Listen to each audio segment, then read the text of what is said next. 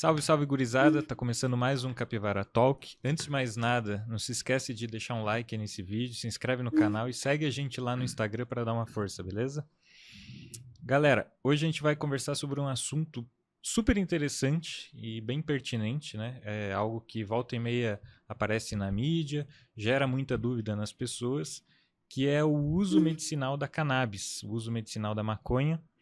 E a gente está aqui hoje com um convidado para tirar todas as nossas dúvidas, tentar desmistificar um pouco esse assunto. E o nosso convidado é o Dr. Cid Jardim.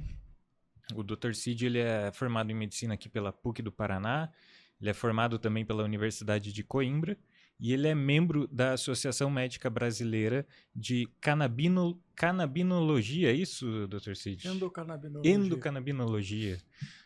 Dr. Cid, primeira coisa, muito obrigado por você ter aceitado nosso convite aqui, bater esse papo. Espero que você possa tirar todas as nossas dúvidas e trazer mais informações a respeito desse tema. Mas, para a gente começar, conta para a gente um pouquinho quando que começou o uso da cannabis como uma medicina. O uso da cannabis como uma medicina começou mais ou menos 8.000 anos atrás, na China, no Egito. Eles dominavam essa medicina da cannabis. Já se tem histórico de uso da planta desde essa época. E na época, é claro que o conhecimento deles era bastante maior do que a gente conhece hoje, em virtude desse lapso onde a cannabis foi proscrita e a gente não tinha conhecimento que isso acontecesse. Desde essa época, por razões políticas, por exemplo, nos Estados Unidos, na Guerra de Secessão, o Sul produzia têxtil. O têxtil dele vinha do cânhamo da cannabis. No intuito de prejudicar o Sul, por exemplo, o Norte proibiu que o Sul plantasse cannabis. Começou a proibição aí, na agricultura. Em seguida, as autoridades de saúde também foram proibindo e isso, esqueça, acabou. Parou de ser cannabis, virou, como você falou, maconha. Uhum. Né? Maconha é assim um termo que a maconha vem da cannabis, não é a cannabis que vem da maconha, mas é assim, é um termo recreativo, no meu entender. Quando você fala em maconha, quando você fala em uso de maconha ou da cannabis, seja fumada, aspirada, você está falando do uso recreativo dela.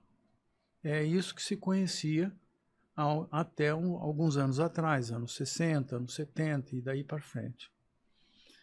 Em 2015, houve um cientista israelense, médico, chamado Meshulam.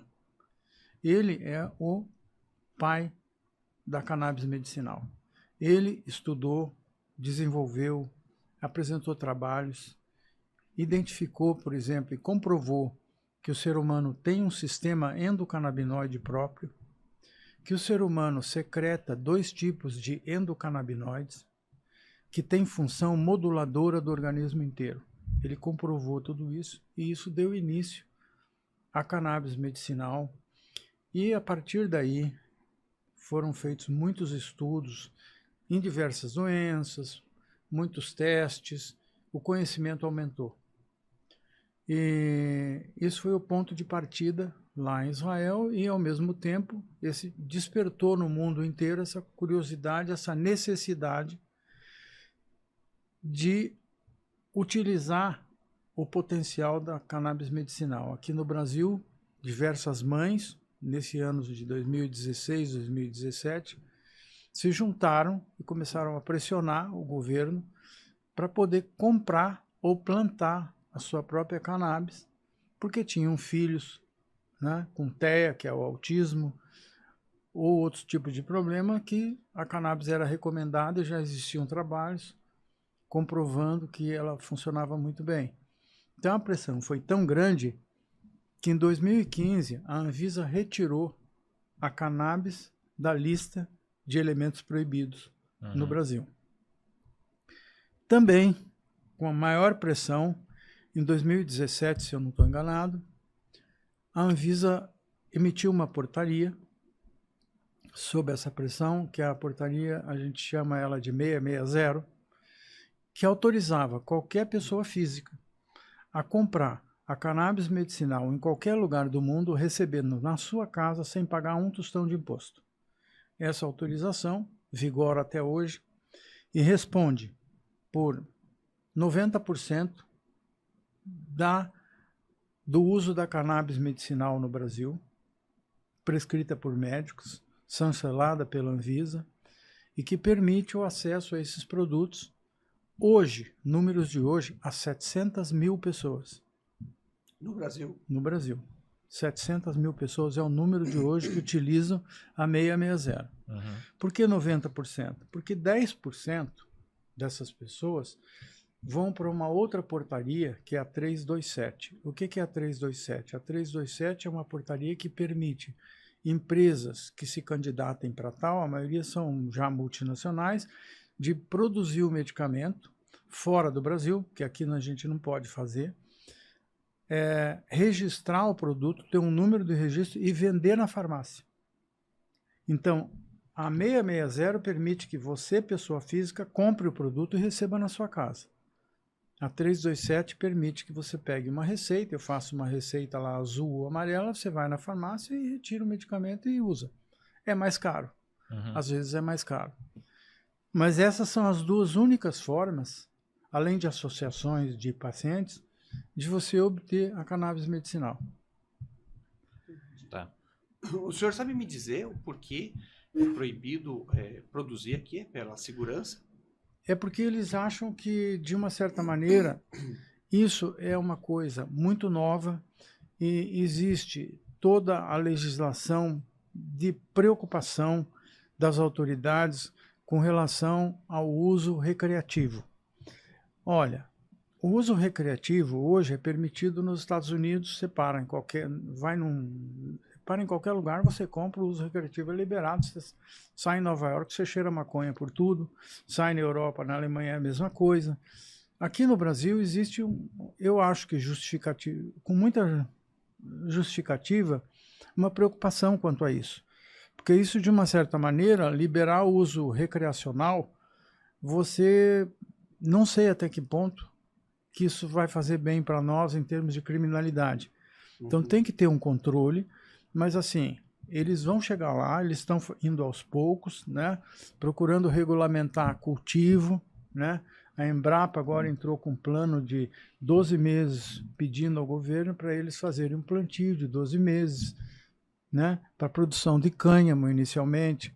Mas assim, nós estamos evoluindo, mas a preocupação é essa, é não confundir a cannabis medicinal com a liberação para uso recreativo. Uhum. Só Coisas isso. totalmente diferentes. Totalmente diferentes.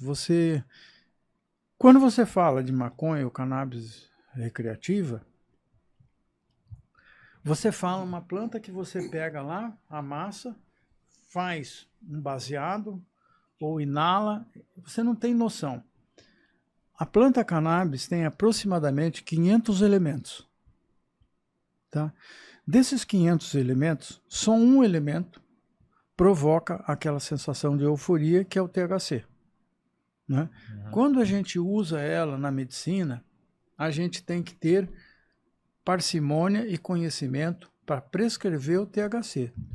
Todos os outros 499 componentes podem ser prescritos sem nenhum risco, né, desse efeito de euforia, e muitas vezes você nem precisa do THC para você obter um resultado terapêutico bom para um paciente. Para cada caso existe uma dose. Mas o THC, então, ele também não tem a função só recreativa, ele também ajuda medicinalmente. Muito.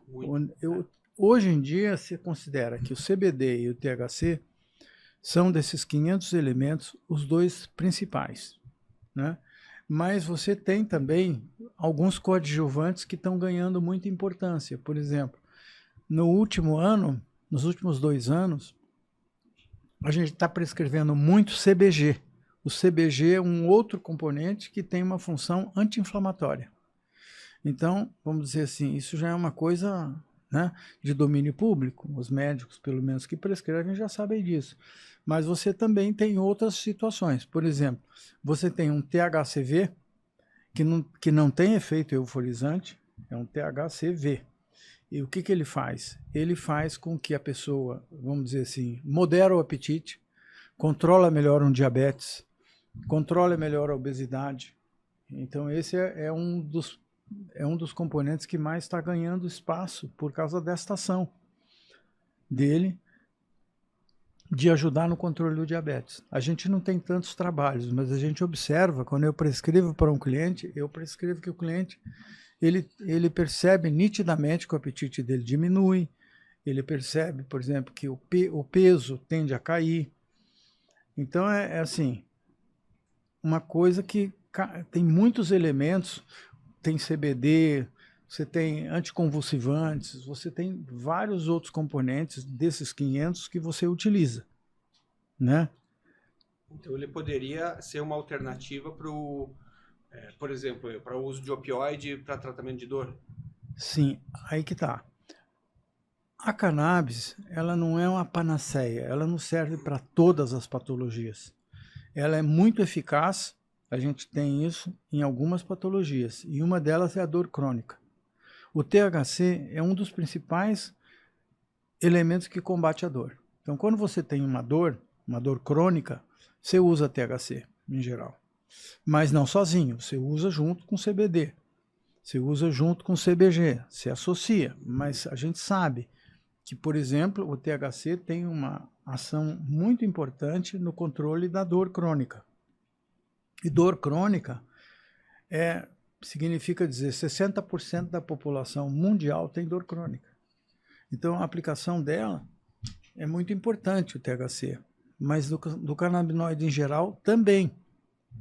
Você tem outras situações, você tem... Quais são as melhores formas de você utilizar a cannabis? São doenças neurovegetativas como Parkinson, epilepsia, Alzheimer, síndrome de Tourette, síndrome neurovegetativas. E você também, por outro lado, tem o TEA, o autismo, que a gente tem um resultado seguramente muito melhor. É outra patologia que a aplicação de cannabis é assim, extremamente eficaz, né? Você pega uma criança que muitas vezes... Os tratamentos que existem, né, para hoje, antes de existir a cannabis medicinal, está na pauta, são medicamentos usados no TEA, medicamentos usados no autismo, muito pesados, muito antigos. Os efeitos colaterais são muito difíceis para uma criança. E principalmente para tomar aquilo por um tempo prolongado. Uhum. Na cannabis, não. Quando você entra com a cannabis e ela funciona bem, os pais, na mesma hora, eles percebem a evolução dessa criança, a melhora que ela tem, e você daí faz um desmame das outras drogas que ela vinha tomando. Então, esses casos de autismo, de dor crônica, de doença neurovegetativa, não são os únicos. A gente usa muita cannabis para quando uma pessoa tem um câncer, está fazendo quimioterapia, as sessões de quimioterapia, no pós-químio, a pessoa tem muita caquexia, ela não tem apetite, desculpe o termo, ela não tem apetite, ela tem muita náusea, é muito difícil, o sono é difícil, são os efeitos colaterais de uma químio, né, ou de uma rádio, e a gente dando a cannabis, a gente percebe um alívio muito grande, às vezes total, desses sintomas.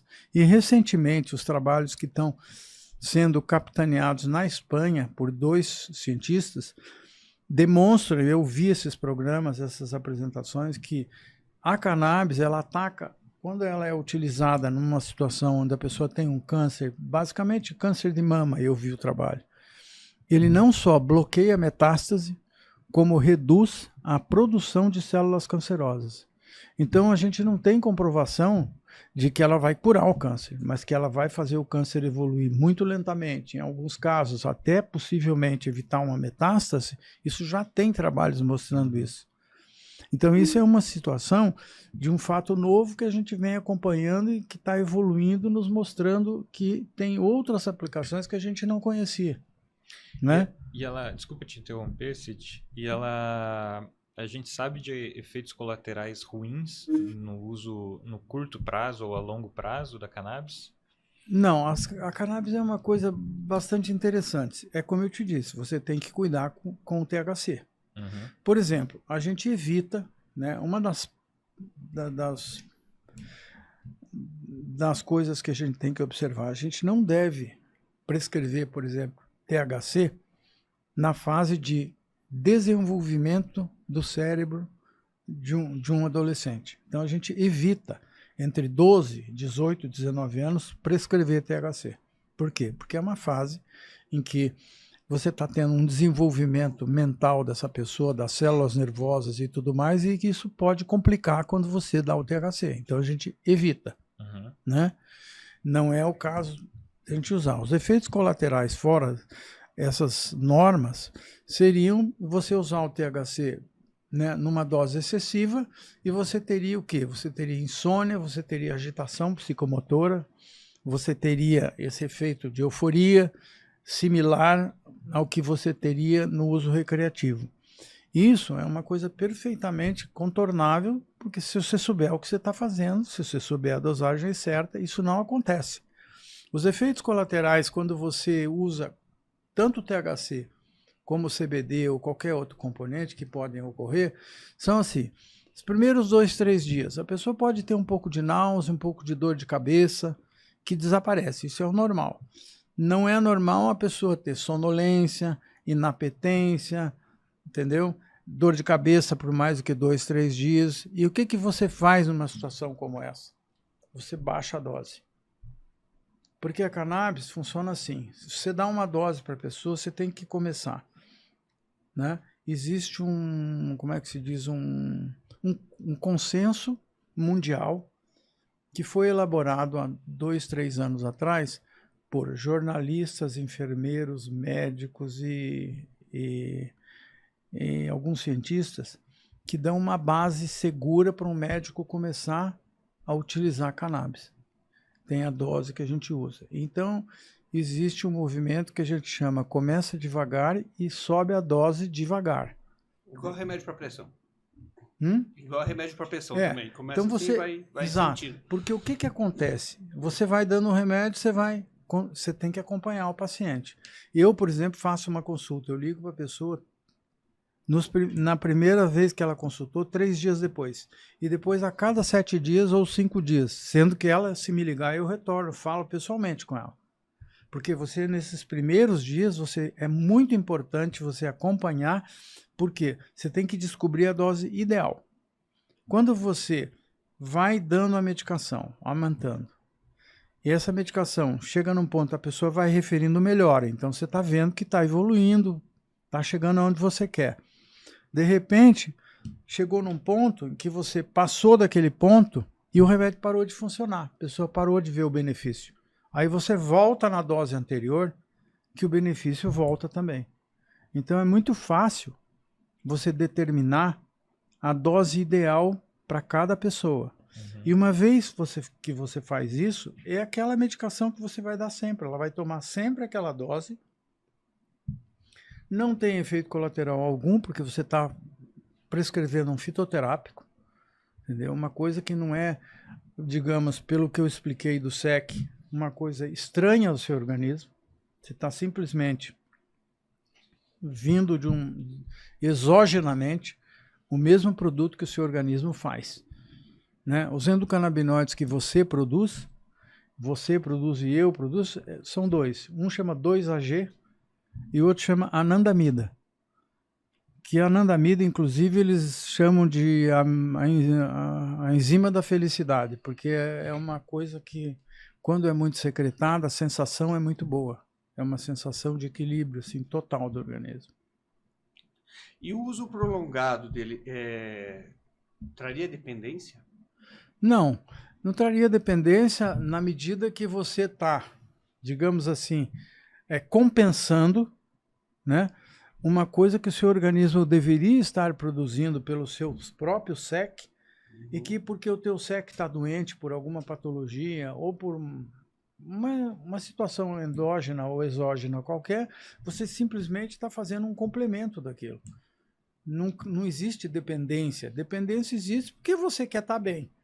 Você não está bem, você vai e toma o cannabis, você fica bem. Então a dependência é porque você quer ficar bem. Uma dependência emocional seria... Não existe uma dependência física, mas tem muita gente que toma, você resolve o problema e ela para de tomar e fica bem. Então, mas existem casos que tem que tomar para sempre. A maioria. A maioria. A maioria dos casos. Como por pressão, exemplo, tem que tomar para sempre. Você pega, por exemplo, vamos pegar uma fibromialgia.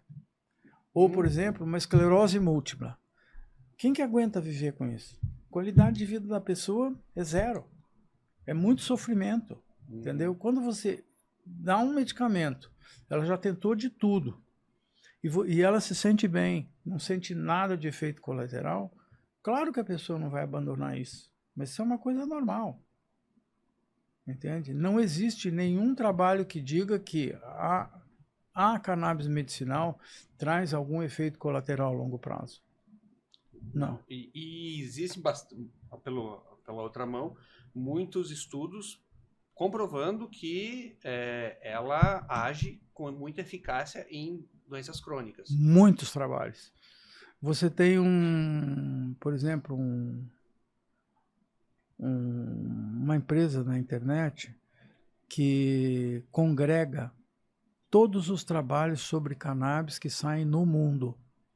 Estudos positivos, estudos negativos, tudo que existe, né? Chama-se Cannakis.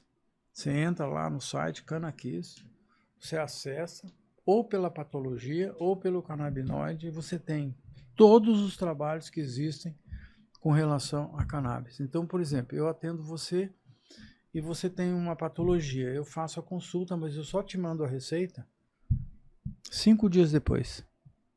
Por quê? Porque nesses 5 dias eu vou entrar ali, vou pesquisar se tem alguma coisa nova, se tem alguma dosagem nova, se tem alguma associação que seja melhor do que o de domínio público, vamos dizer assim. Então existem milhões de trabalhos. E com todas essas provas robustas, né, esses trabalhos, como justifica a demora da Anvisa em liberar, em aumentar o leque, em abraçar de vez no SUS essa questão da cannabis? Porque, na realidade, essa iniciativa não cabe à Anvisa. Essa iniciativa, a Anvisa é onde que tem que chegar a demanda para eles poderem te dar uma resposta, né? Então, a demanda... Não chegou ainda. Não chegou nesse tipo. Por exemplo, a indústria farmacêutica quer muito que caia 660, que você não tenha mais o direito de comprar de lá fora lugar, e comprar na farmácia o que é produzido aqui pela 327. Então, isso é uma corrente que, né, que você vai deixar... Eu acho que a Anvisa não vai mudar isso, porque são 700 mil ações que eles vão sofrer se eles revogarem essa portaria sem nenhuma razão muito justa, entendeu? Então, ao mesmo tempo em que eles não revogam, eles estão abrindo cada vez mais para a gente poder ter no Brasil uma liberdade maior de produção, sabe? Todo laboratório que vende um produto na farmácia no Brasil, mesmo que ele não seja brasileiro, a Anvisa tem que auditar este laboratório e autorizar você a comprar dele para vender aqui na farmácia. Então você tem uma distribuidora aqui, essa distribuidora vai vender para as farmácias, mas para você poder fazer isso, esse laboratório de quem você está comprando, a Anvisa tem que ir lá e certificar esse laboratório. Isso é um processo de 1 ano, 1 ano e meio para fazer. A Anvisa poderia facilitar? Poderia. É isso que eles estão pensando em fazer. Então eles dizem que em março e em maio deverão sair algumas flexibilizações que deverão facilitar. A tendência que existe não é dificultar, é facilitar, mas com muita cautela por esses motivos que eu lhe expliquei. Quer dizer, o Brasil hoje é o quê? Sei lá, 3º, 4º melhor mercado de droga do mundo. Então, eles têm medo disso. Sim. E a classe médica, ela tem muita relutância? Tem. Digamos assim, a classe médica, por que tem Veja, você num curso de medicina hoje, você não tem aula sobre endocannabinologia. Você não tem nem na pós-graduação esse tipo de ensinamento. Nem fora do Brasil. E pior ainda, TEA também você não tem. Autismo também você não tem na faculdade, nem na pós-graduação. Poucos médicos conhecem autismo e TEA. Fazer um diagnóstico de TEA e de autismo não é uma coisa simples, sabe? E quanto mais cedo esse diagnóstico for feito, melhor o benefício para essa criança. E, no entanto, pela falta de conhecimento, muitas vezes esse diagnóstico é feito de uma maneira tardia demais, sabe?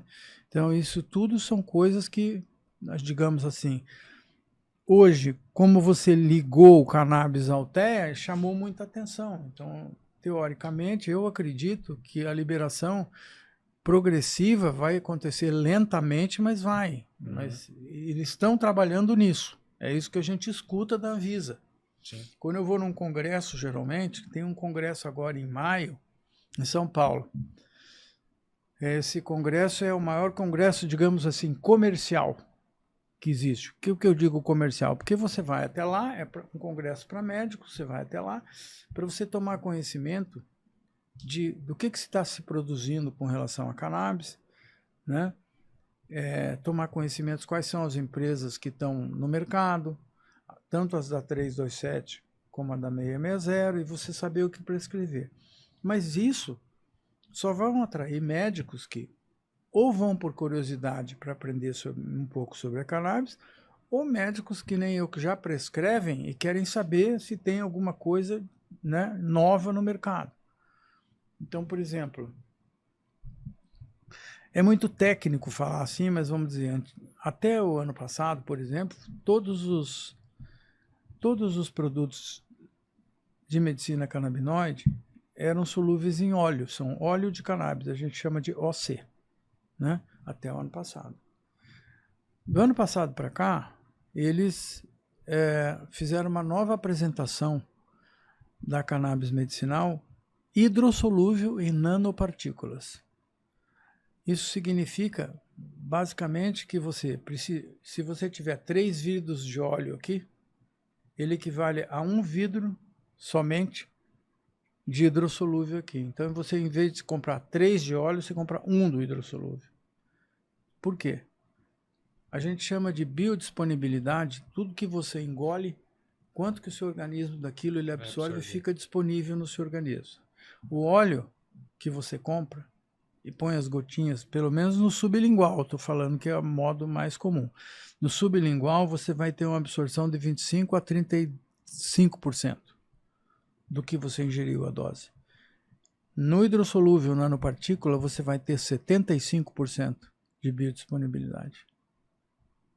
Entendeu? Então, são essas evoluções que estão ocorrendo e que, no fundo, estão tornando o produto mais barato, porque o paciente vai gastar menos para fazer um tratamento, né? E não é uma coisa tão... A produção é mais cara, mas o preço final é compensador. Mas a produção é mais cara até que seja liberado para um consumo mais massivo, porque plantar a cannabis não é uma coisa muito complicada. Ela não vem bem, né? A maioria das cannabis que a gente receita pela 660, elas vêm da Europa, dos Estados Unidos, ou aqui da América do Sul, principalmente falando de Colômbia e Uruguai. Uruguai e a Colômbia aqui na América do Sul são os locais onde tem mais plantios e mais cultivo, né? Cada país, cada grupo tem o seu controle. Então, por exemplo, aqui no Brasil, né, tudo que vem, eu tenho que receitar para um cliente que vai vir o produto de fora. Se ele vier de um laboratório europeu, o máximo que ele pode conter é 1% de THC. O máximo de THC. O resto não tem questão, não tem limite. Isso pela nossa legislação ou pela mundial? Pela deles. Pela deles. Pela deles. Eles têm esse cuidado. Aqui no Brasil tem que ser menor que 0,3%. 0,3%. Então é diferente, né? Cada país. Nos Estados Unidos, menor que 0,2%.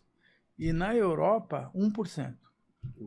Na América do Sul não tem limite. Você pode um laboratório aqui pode produzir uma cannabis com um teor de THC maior do que 1% ou maior do que 0,3%. Mas toda a América Latina. Mas assim, para a gente usar na medicina, o que é permitido está sendo muito bom, está sendo suficiente, está trazendo alívio para muitas pessoas, está permitindo com que a gente aprenda e evolua mais, porque mesmo para a gente médico, a gente aprende todo dia com a cannabis. A cannabis, não existe receita de bolo. Para cliente, não existe uma receita de bolo que eu possa saber. Não, para essa patologia, um cara com essa idade, sexo masculino, eu vou dar X de dose. Não existe isso. É por isso que você, quando você faz uma anamnese, você tem que escutar muito o cliente, investigar bastante, ver como é que é o perfil daquela pessoa, sabe? Conhecer um pouco aquela pessoa, para você poder ganhar a confiança dela e você poder... Eu tenho que dar todas essas explicações para um paciente, para ele entender como que o produto tem que funcionar, que eu preciso da cooperação dele para poder curá-lo ou minimizar a dor. Sozinho eu não faço esse trabalho, é uma medicina integrativa, de certa forma. Eu preciso que o paciente participe do tratamento. Isso é a forma da gente trabalhar. Não dá para fazer uma consulta de 10, 15 minutos assim e tchau. Isso não existe. Entendeu? E o que foi que... Claro que foi toda a parte científica de resultado, assim, mas o que te motivou, Cid, de você ir atrás de se especializar especializar entre aspas, né? Porque eu fiz especialização no Instituto Alma Viva em São Paulo, mas tem vários institutos. Por quê? Pela seguinte razão. Eu tenho 50 anos de formado. Eu vi bastante coisa na medicina. Uhum. Assim, eu vi bastante gente com dor, bastante gente que a gente fica sem recurso para você resolver o problema de um paciente. Quando surgiu isso aí, eu li pela primeira vez nisso, eu falei, bom, mas isso aqui é uma alternativa que eu tenho para um paciente especial que não conseguiu resolver o problema dele com nada. Ou um paciente que está tomando um monte de drogas, tendo um monte de efeito colateral, entendeu? Uhum. Sem um resultado que muitas vezes seja justificável. Então, foi isso, né, que eu pensei assim, não, deixa eu estudar melhor isso aqui. Então eu comecei a ler. No começo eu não tinha muitos trabalhos, comecei a pesquisar, comecei a ver, não era fácil conseguir o produto. E assim, de certa forma, foi isso que me fez isso e o fato de você estar sempre procurando, nos dias de hoje, alguma coisa sempre que seja natural, né? Quando que você falava em vegano há 20 anos atrás? Entendeu? Então são coisas que você fica na busca do natural. Quando você tem um produto que é um fitoterápico, tá? Que você pode praticamente fazer uma prescrição sem um risco de nenhum efeito colateral grave para um paciente, com toda a possibilidade de você curá-lo, você tem que optar muitas vezes em até algumas vezes arriscar, porque o maior efeito colateral da Collabis é a subdosagem. Se você vai me procurar com dor, eu lhe dou, faço uma prescrição e faço ela, não como eu expliquei, devagar demais, você vai ficar tomando 2, 3 meses, você não vai ter resultado, você vai desistir. Então a gente também não pode ir por esse lado, entendeu? Você tem que focar no paciente. Muitas vezes eu aprendi isso com um médico espanhol. Ele falou, Cid, olha, existem normas de prescrição de cannabis, mas não se esqueça, você tem que se focar no seu paciente, veja o quadro dele de dor, veja como melhorar a qualidade de vida dele e extrapole tudo o que existe de conhecimento até agora. O conhecimento e o desenvolvimento da cannabis, ele se dá porque muitos dos médicos que fazem esses trabalhos e que preconizam o uso da cannabis, tem alguém na família que eles cuidaram, e exatamente pelo conhecimento eles extrapolaram uma dose e chegaram em trabalhos muito bons. Hoje você tem academias para ensinar para médicos, tá, a prescrever, que são academias que não são vinculadas a nenhum tipo de produtor de canabinoide, pelo contrário, são independentes. Tem a maior do Brasil, chama-se Weekend Academy, e ela está em Florianópolis. É uma médica neurologista que fundou, e ela é a maior empresa para, vamos dizer, cientificamente, para a gente procurar informação, para a gente ir num congresso realmente, não tem nada de comercial, é um congresso único, exclusivamente científico, é uma academia assim. Porque a maioria dos produtores de cannabis, eles inventam cursos, eles querem que você pague um curso para você aprender a prescrever, para prescrever o produto deles. Que eu acho isso, para mim, inaceitável. Uma coisa dessa. Sim. Eu falei para vários que me ligaram, perguntando, você quer fazer parte do nosso grupo de médicos? Eu falei, não, eu não quero, porque eu acho assim, eu acho ridículo vocês querem cobrar de um médico para ele prescrever o produto de vocês. Então, essa pergunta que você fez, como é que é a classe médica? A classe médica não é tão preconceituosa quanto ela é desinformada. Tudo quanto é informação com relação a cannabis, ela é muito restrita, ainda tem muito pouca informação. Como é que você, sabe, é muito difícil você pescar um médico que está no ritmo normal dele, na especialidade dele, e você fazer ele ficar interessado por isso. Sabe, o cara está lutando ali na especialidade dele para ter um lugar ao sol, ele quer fazer aquele que o paciente ficar bem e tal. Então é uma coisa que muitas vezes é difícil fazer. Então, quando a gente faz consultoria para essas empresas, que eu fiz consultoria em São Paulo para uma empresa, eu tentei persuadi-los, você tem que fazer uma técnica, uma forma de agir que você atrai o médico, convide médicos que têm especialidades, onde você sabe que a cannabis atua muito bem, chamar esses médicos e tentar fazê-los se interessar e entender que aquilo é uma arma a mais que eles têm no arsenal terapêutico que eles têm e no conhecimento que eles já têm. É isso. Sim. Doutor, tem algum paciente que, por exemplo, alguém com um transtorno psiquiátrico que não é indicado o uso ou não? Não existe contraindicação para nenhuma patologia? Olha, a minha experiência pessoal e o que eu escuto é que a gente em transtornos psiquiátricos não usa cannabis. É muito difícil. Tem que ser um psiquiatra, entendeu?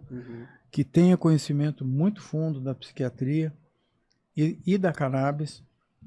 Eu, por exemplo, nunca fiz isso. Eu acho que um distúrbio psiquiátrico, assim como como eu lhe disse, um adolescente de 12 a 18 anos, eu não prescrevo. Assim como também eu acho contraproducente você prescrever para um paciente que vem para você, mas ele não acredita naquilo e a família dele inteira está forçando ele aí. Não adianta. A cannabis é uma coisa que você, quando consulta, você tem que convencer o paciente de que aquilo ali pode ser uma solução, que ele tem que pensar positivamente, entendeu? Para que a coisa funcione. A cannabis, como diz um grande colega meu, médico, chamado Dr. Mário Greco, que tem livro, o melhor livro para mim de medicina canabinoide que tem é o dele.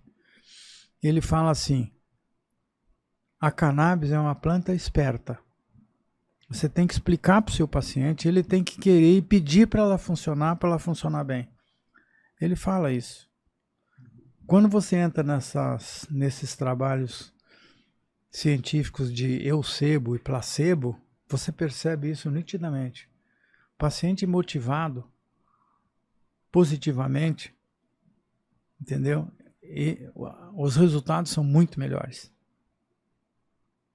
Então, a gente não sabe explicar tudo isso, mas isso é um fato que eu estou falando para vocês, que é um fato. Sim, que a gente constata. Sim. Aí vai para o lado neurológico que a gente conhece.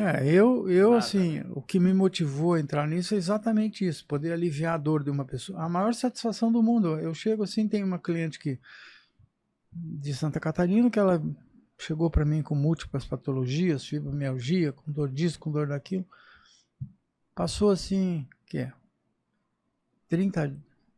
40 dias, ela falou: doutor Cid, eu não tenho mais dor nenhuma, tá uma maravilha, eu não tenho mais nada, tô zerado, tô indo pra praia, tô me divertindo, tô saindo com meus filhos, coisa que ela não fazia. Qualidade de vida, pela dor, limita a pessoa. Sim. Pode, por favor. Dr. Cid, a gente estava conversando dos países ali, das regras, né? Uhum.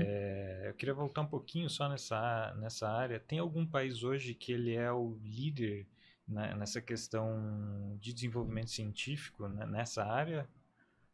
Sim, sempre teve, desde o começo. Israel. Israel ainda é Israel é o ponto onde tudo começou, onde tudo se ousa antes dos outros. Entendeu? Por exemplo, Israel foi, o ano passado, eles liberaram o tratamento antigamente você tratava o TEA só com crianças a partir de 5 anos de idade. Israel já passou, ano passado, a prescrever para crianças de menos de 5 anos de idade, com base. Uhum. Os métodos de estudo, eles têm quantidade de trabalho, eles fazem investimentos muito altos na tecnologia, no desenvolvimento e no estudo da cannabis, entendeu? Eles são muito à frente de qualquer outro lugar. Não resta a menor dúvida. E nós aqui em Terra Brasilis? Em Terra Brasilis, algum assim, incentivo do governo, ou será em universidades para que se Sim, as universidades têm permissão também para trazer quantidade de produtos para pesquisas. As universidades estão fazendo pesquisas por iniciativa própria. Aí é isso que eu falei para você, tem que haver a demanda. Então, uma universidade se interessa, ela vai fazer uma pesquisa. Então, ela pede autorização, ela compra a planta, né? A planta vem para ela, o insumo, né? A gente fala o IFA, a gente chama de IFA. Vem o insumo para ela, coisa que nós não podemos fazer, nós não podemos comprar assim, mas as universidades podem para termos de pesquisa e fazem isso. E essas pesquisas estão evoluindo, mas isso é uma coisa que está acontecendo de 4, 5 anos para cá. E a primeira portaria e a primeira autorização para importação de cannabis por uma mãe foi há 10 anos atrás, foi em 2014. Né? Nós temos 10 anos apenas. Né? Em 2015, foi declarada uma droga que não era mais proscrita. De lá para cá, a evolução vem acompanhando, mas é uma evolução muito lenta. Mas o futuro é promissor. É promissor. É aí que eu estava refletindo, porque como a evolução é uma matéria relativamente nova, se investir em pesquisa, você sai na vanguarda da coisa a nível mundial. E isso aí traz benefício para todo mundo, não só para os pacientes, mas financeiro para quem economicamente. Exatamente. Não é que nós não estamos na vanguarda, com certeza. Mas, digamos assim, nós estamos com uma política que está sendo progressivamente mais flexibilizada. Eu creio assim que este ano aqui nós vamos ter flexibilizações, sim. Tanto em março como em maio, eles estão falando que eles vão, né, regulamentar o plantio, regulamentar sementes, sabe? Eu acredito nisso. Porque enquanto você vê, se você tivesse tendo um resultado, né, na endocannabinologia e na medicina que nós praticamos, se você tivesse tendo um resultado de um efeito colateral gravíssimo, você já estaria publicado em todos os jornais. Você vê que isso não existe. Não existe. O que você escuta falar é muito mais positivo e positivo e positivo. Você não escuta ninguém criticando. À medida que as pessoas descobrem esse mundo e veem o bem que se pode fazer, né, eu acho que a tendência é flexibilização, mais liberação. A gente tem sempre o risco de que no Brasil nós temos, né, a criminalidade, a parte do tráfico, mas isso não tem nada a ver com a gente. Nós estamos falando de medicina canabinoide, nada a ver com droga comum. E isso aí, eu acho que também vai muito do Congresso, né? A hora Exato. que entrar alguém com lobby, eles aprovaram as bets, que é a maior droga que existe no Exato. mundo, né? Então, Eu acho.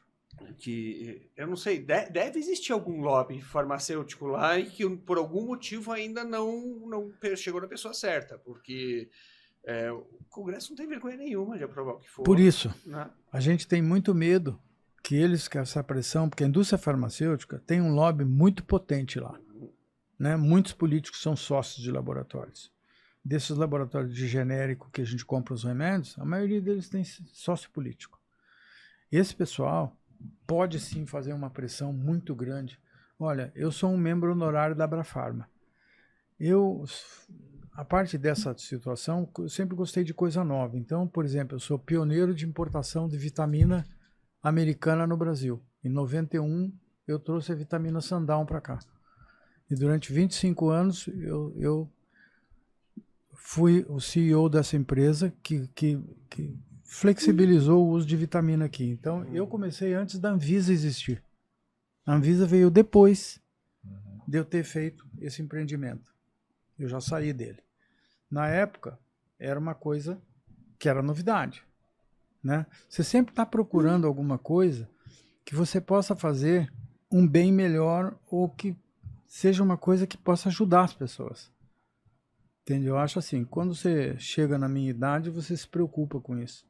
Você se preocupa com o bem-estar das outras pessoas, o que você pode fazer de maior utilidade. Você pensa muito nisso. Muito mais do que quando você está tentando ganhar o pão de cada dia lá na correria. Sim. Otimizar, né? É uma obrigação nossa fazer isso. Bem isso. Doutor, se tivesse alguma coisa assim que o senhor pudesse interferir na legislação, o que seria, assim, para que a coisa deslanchasse? Ou pelo menos andasse em passos mais largos do que seria a gente hoje. ter possibilidade de produzir aqui no Brasil todos os medicamentos, né, derivados da cannabis de uma maneira mais acessível a um público maior. Eu acho que o preço ainda é um entrave. Quanto está mais ou menos? Assim, olha, mais usado? Na base, se eu te mostrar, olha, se eu pegar uma tabela de preço de promoção de nanopartículas, eu tenho aqui no meu telefone. Assim, um frasquinho custa R$ 1.900. O cara vende em vezes. É impeditivo, né? Se você pegar um óleo, que nem esse cara me falou hoje, eu falei assim, doutor, eu vou pagar R$500 o mais barato que você vai achar é R$500 um frasquinho de 30 ml que vai te durar aí entre 1 mês e 2 meses. Continua sendo impeditivo. Continua. Então, o que seria meu sonho? Eu acho assim, se a gente tivesse gente séria no país, principalmente no Congresso, que não existe. Não. Tá? Então, se a gente tivesse gente séria que pensasse no bem-estar, na qualidade de vida de algumas pessoas que precisam, eu acho que poderíamos trabalhar, fazer uma flexibilização disso, desconsiderando toda a parte ruim que possa existir com relação a isso, mas pensando no bem que isso possa causar, de você conseguir verticalizar, plantar, produzir aqui um produto acessível. Nós temos essas condições, como ele disse, não é nem um pouquinho difícil você fazer um plantio, não é nem um pouquinho difícil você auditar esse plantio, conferir, fazer um trabalho sério, entendeu? Controlar a produção. Nada disso é uma coisa absurdamente cara. Não é. Então, assim, eu estou trabalhando hoje com um projeto, né, que eu não posso falar assim, é de um fundo americano, e nós estamos pensando em fazer uma empresa de impacto grande, que tem impacto no Brasil, que trabalhe em três versões, entendeu? Que trabalhe, assim, de um lado, 3 marcas, uma que seja beneficente, que a gente pretende fazer filantropia com isso. A outra que a gente consiga fazer uma pessoa que tem um plano de saúde simples, judicializar, fazendo o plano de saúde, pagar esse tratamento. E, do outro lado, o varejo para você comprar, quem pode comprar, adquirir como vem adquirindo. É isso que a gente quer fazer. Esse projeto a gente pensa fazer. Eu tenho um grupo, eu estou trabalhando para esse grupo para tentar montar essa possibilidade. Não sei se chama de democratizar ou pelo menos dar um pouco mais de justiça para todo mundo, né? Quem não consegue, porque abrangente. Não é só rico que sente dor, né? Exatamente. Não, essa é uma preocupação para mim fundamental. Sim. Entende? Fundamental. E o senhor tocou, o doutor tocou num ponto que é bem... chega a ser simples até de refletir sobre. A gente tem aqui, explora minérios, a gente explora produtos químicos, tem controle, né? O TNT, você não pode sair comprando o urânio, o TNT, o que for. É tudo controlado. E a cannabis seria mais um desses, que você tem um sistema de controle de produção, de cultivo e de plantio. Exatamente. Regulamentado pelo governo. Exatamente isso. E se acontecesse algum furto, algum problema, o impacto na sociedade seria bem menor do que quando rouba um explosivo de uma pedreira, né? Que daí sai explodindo o caixa eletrônico. Não, você imagina, se você tivesse uma cannabis mais acessível, quantas pessoas você tiraria da fila do SUS? Que estão lá com dor, que a gente vê todo dia na televisão, com aquela fila imensa, esperando um lugar para ser atendido. Olha, esse seria um tratamento muito mais fácil que o SUS poderia dar, o custo não seria elevado. E é um benefício quase que direto na economia. Porque você tira do SUS, você desafoga o SUS. É um benefício direto. É um benefício direto. Por isso que o SUS está... Veja que o SUS... Mas por que o SUS está fazendo isso? Você sabia que isso é em cada estado, né? Cada cidade. Existe, o prefeito de cada cidade tem que ir lá fazer uma reunião de utilidade pública dessa, e ele consegue... No Paraná nós já temos autorização para o SUS fornecer em vários estados, quer dizer, você vê que evolução que está vendo. Mas é uma questão estadual ou de não, cidade? você não pode, é nacional? Não, você pode, não é nacional. Você pode, um estado pode requerer, entendeu, que o SUS forneça para a população do estado, como uma cidade e um prefeito podem fazer isso.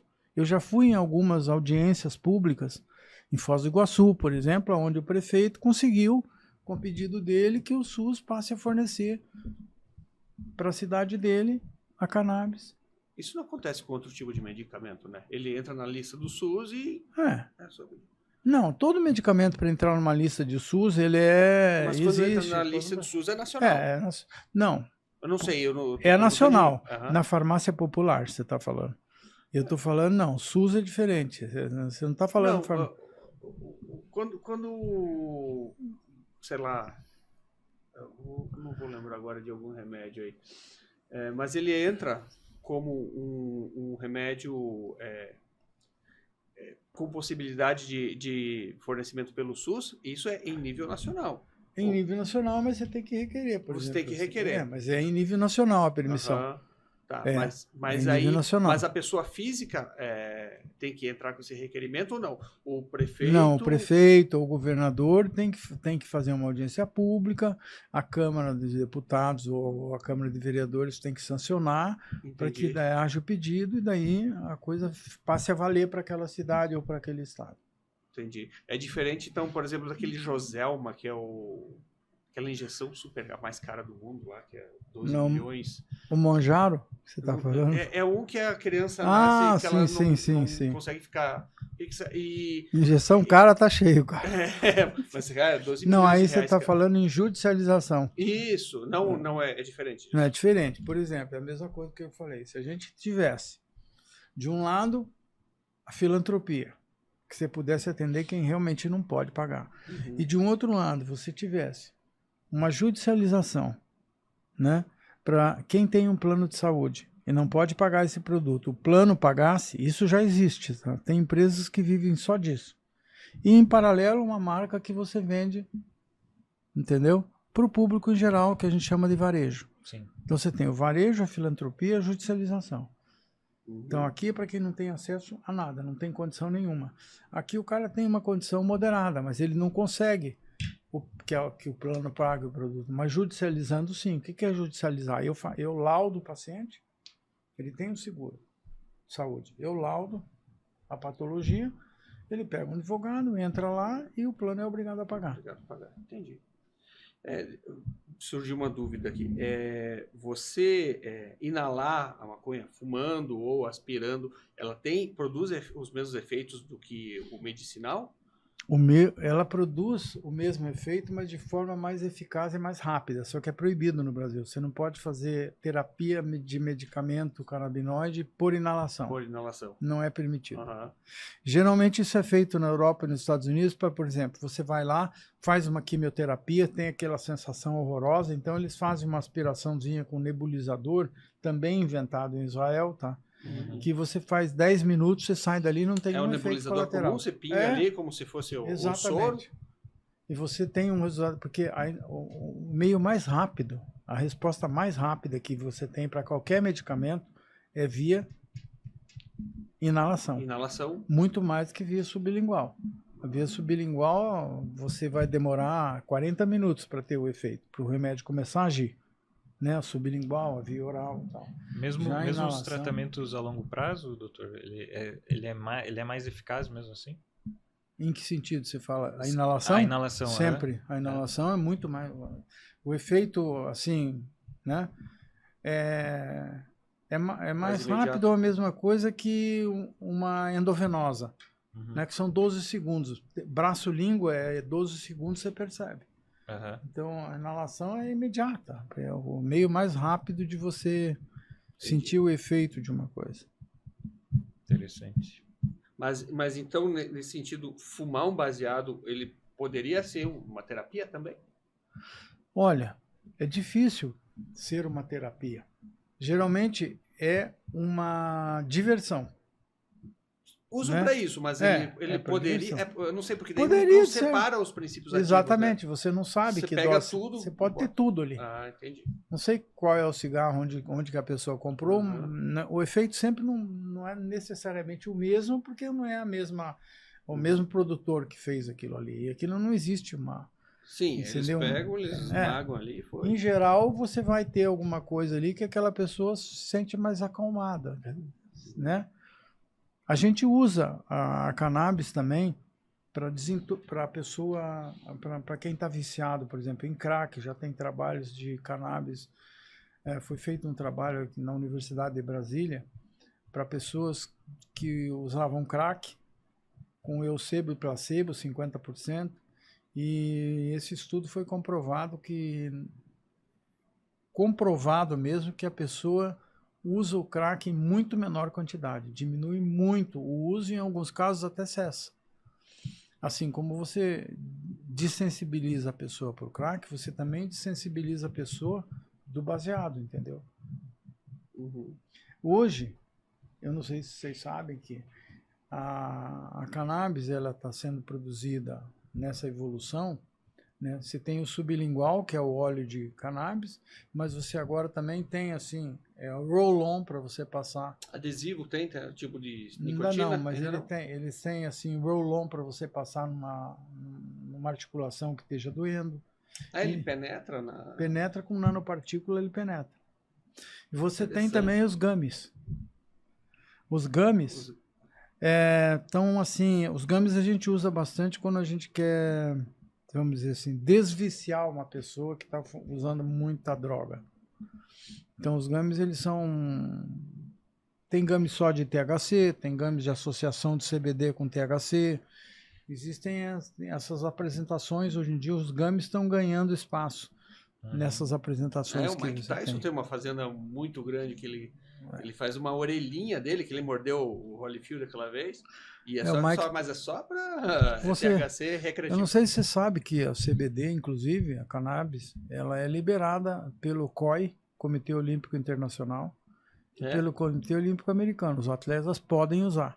Pode usar o CBD. Isso não é considerado droga de jeito nenhum. Não cai no doping. Não cai no doping mais. Olha que interessante. E o Tyson está tentando, sim, fazer alguma coisa aqui no Brasil. Eles estão procurando Ele tem representantes aqui no Brasil procurando alguém que esteja interessado em fazer produção e distribuição de produtos com a marca deles, que possam colocar cannabis. Isso é uma coisa comercial, não sei assim. Mas ele só faz recreativo ou ele faz também medicinal? Não, ele não faz recreativo, só faz medicinal. Só pode fazer legalmente medicinal. Medicinal. É medicinal, então. É. É que Seria medicinal, é vi medicinal. isso na Não, internet. aqui no Brasil seria medicinal. A intenção dele é medicinal. Uhum. Entendi. E até porque é dosado, né? Controlado, então você... Exatamente, você tem que aprovar, ter um registro na Anvisa, mesmo que seja suplemento. Uhum. Você tem que fazer isso. Sim. E existe, eu estava lendo esses dias, doutor, a gente falou bastante de THC, existem diferentes tipos também de THC ou não? Que eu vi que tinha THC, Delta, alguma coisa. THC, Delta, outra não, coisa. O 9-Delta Isso. é o THC, o 9-Delta é o THC natural, Tá. na planta. Uhum. E o 8-Delta é artificial, fabricado artificialmente. Ah, é possível fazer o THC. Já é feito. Uhum. Tem medicamentos que é feito, mas os efeitos colaterais são desagradáveis. Parece que existem efeitos colaterais de difícil tolerância. Uhum. Provoca efeitos colaterais que o natural não provoca. E o CBD, ele tem alguma forma sintética também? Como o THC Delta 8-Delta? Não que eu saiba. Porque aí que tá. O CBD, ele é um produto liberado, né? Não teria por que você fabricar artificialmente. É um produto que não sei por que razão. Eu nunca vi. Uhum. Pode ser que exista, mas eu nunca vi. Agora, o THC, sim, é o 8-Delta. 9-Delta é o natural. Sim. Então, o 8-Delta é só recreativo, só para... Não, é para tratamento médico também, para tá. cannabis medicinal, mas por alguma razão o pessoal não aceita muito bem. Entendi. Então, você usa o 9-Delta. Doutor, e o doutor atende aonde? Eu, atualmente, olha, eu trabalhei algum tempo com consultório em Santa Catarina, trabalhei praticamente todo o meu tempo em São Paulo. A minha vida médica sempre foi em São Paulo, né? Eu trabalhei em São Paulo 25 anos, praticamente. Mais recentemente, eu trabalhei em Santa Catarina, tenho clientes ainda lá, sempre tive muito cliente em Santa Catarina, mesmo trabalhando em São Paulo. E atualmente eu estou me dedicando a esse projeto que eu lhe falei, de consultoria. Então eu tenho feito só teleconsulta e telemedicina só. Teleconsulta e telemedicina. E como as pessoas acham o senhor? Se tiver alguém que... Acham. Quando você tem um paciente, o paciente indica outra pessoa. Mas consigo te procurar na internet ou... Consegue, você vai me... No Instagram? Eu vou estar no LinkedIn, vou estar no Instagram, mas teoricamente o que acontece é assim, as pessoas procuram você, tem um bom resultado, indicam pessoas. É o boca a boca. Eu trabalho desse sentido. Eu tenho muita oferta da internet querendo que eles oferecem para mim, o senhor fica sócio nosso, nós mandamos X clientes por dia, mas eu não estou muito interessado em fazer isso, sabe? Eu prefiro ir assim... Até porque tem um projeto que deve eu tenho um projeto que ocupa um bom tempo, eu fico satisfeito porque eu tenho os meus clientes e o resultado que eu tenho nesses clientes, eu acho que em parte também é porque eu dedico bastante tempo para eles, entendeu? Se eu tivesse 1 milhão de clientes, não ia dar. Sim, exato. Aí eu ia ter que procurar outra pessoa para trabalhar comigo, é verdade isso. Com certeza, né? Porque quantidade e qualidade, nesse caso, não combinam, né? Principalmente porque nós médicos, por exemplo, a gente tem algumas associações que a gente faz parte, em que a gente tem reuniões mensais. E essas reuniões mensais, a gente discute casos clínicos, entendeu? Escuta a opinião de um do outro, aprende um pouquinho ali, aprende um pouquinho aqui. São mesas mundiais, que nessa o Weekend Academy, a gente tem um talks que a gente chama, um talks mensal, onde a gente, né, troca as figurinhas, vamos dizer assim, discute casos clínicos. Os clientes que eu tenho, para mim, eu tenho tido um resultado muito bom. Olha, eu vou falar para você, o meu resultado é assim de 90% mais ou menos das pessoas com quem eu tratei. O que não deu certo foi que não houve resposta, não consegui fazer funcionar. Mas mal não fez. Não, nunca. É isso que eu falo. Sim. Que contribui muito para a medicina endocannabinoide, porque você não vai ter ninguém que venha contar para você que teve um efeito devastador porque ele usou aquilo, a não ser, como eu lhe expliquei, se você foge da regra e vai dar THC em quantidade exagerada para quem você não deve, aí sim, mas isso é bom senso. Sim. Eu quero agradecer a vocês essa oportunidade, porque é como tudo isso que a gente falou aqui. A gente não pode só negar informação em cannabis, muito mais nós médicos. Por quê? Porque nós queremos mais médicos prescrevendo, mais pessoas que tenham solução dos seus problemas crônicos e que, teoricamente, a qualidade de vida das pessoas seja melhor. Então, eu acho que o trabalho de vocês é o que mais pode fazer essa medicação evoluir, esse conceito melhorar, as pessoas terem mais consciência de que a liberação disso vai ser um benefício. E é só vocês que podem trazer isso, porque eu não posso, como médico e na associação médica, querer falar para os médicos fazerem isso, não. Doutor, a gente agradece e eu acho que essa era onde a democratização dos meios de comunicação deu maior liberdade a se falar de tabus, começa a desmistificar muita coisa, né? Não só com isso, como outros temas que hoje em dia, antigamente, até anos 90, eram impensáveis de serem ditos, estão quase virando regra, né? Então as pessoas começam a abrir um pouco mais a cabeça, e eu espero que aconteça, que a gente consiga contribuir um pouquinho também pela causa da cannabis medicinal. Agradeço muito novamente. Isso aí. Se você curtiu esse papo aqui com o Dr. Cid Jardim, deixa um like aí e se inscreve no canal. Valeu?